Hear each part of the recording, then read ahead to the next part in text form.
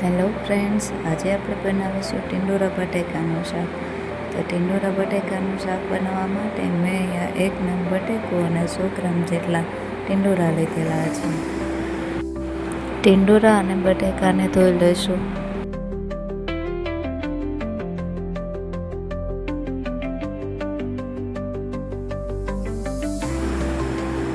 તો શાક વઘારવા માટે આપણે અહીંયા 3 પાવડા તેલ નાખીશું.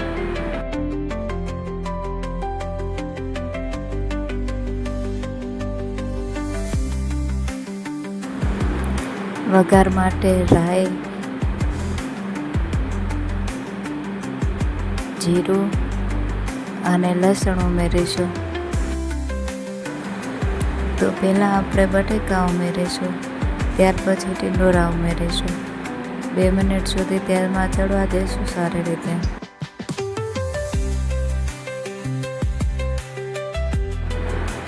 તો હવે આપણે ટિંડોરા ઉમેરીશું.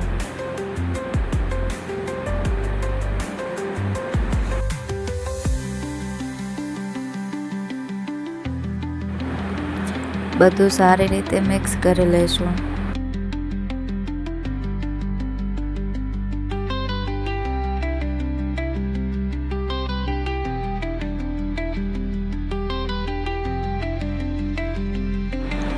સ્વાદ અનુસાર મીઠું નાખીશું.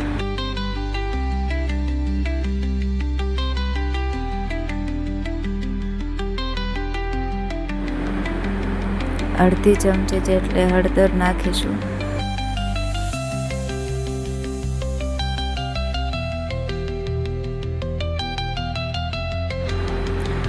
સારી રીતે મિક્સ કરી લઈશું મસાલા સાથે શાકભાજીને.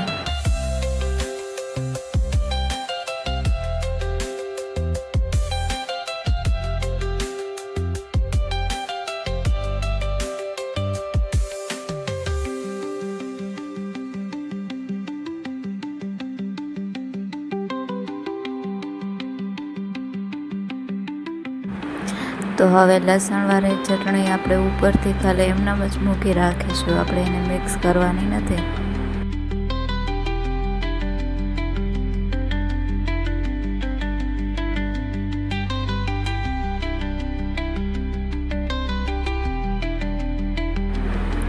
તો હવે તપેલીને ઢાંકીને ઉપરથી પાણી નાખીને થોડીવાર માટે પાકવા દઈશું.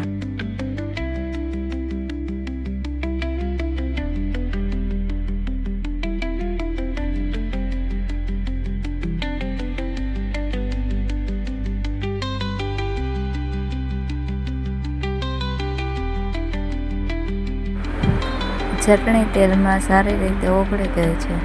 તો હવે આપણે શાક સાથે ચટણીને સારી રીતે મિક્સ કરી લઈશું.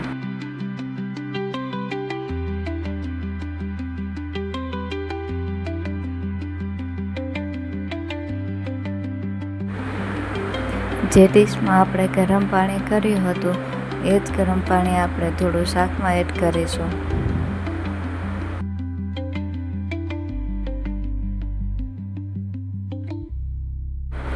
પાણી નાખ્યા પછી આપણે પાછું મિક્સ કરી લઈશું અને 5 મિનિટ જેવું ચડવા દઈશું.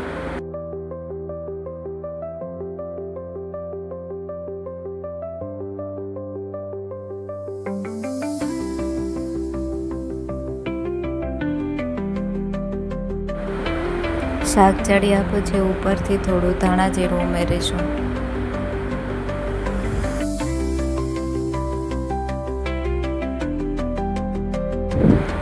હવે શાક ગેસ પરથી ઉતારી લઈશું. તો તૈયાર છે આપણું ટિંડોરા બટેકાનું શાક.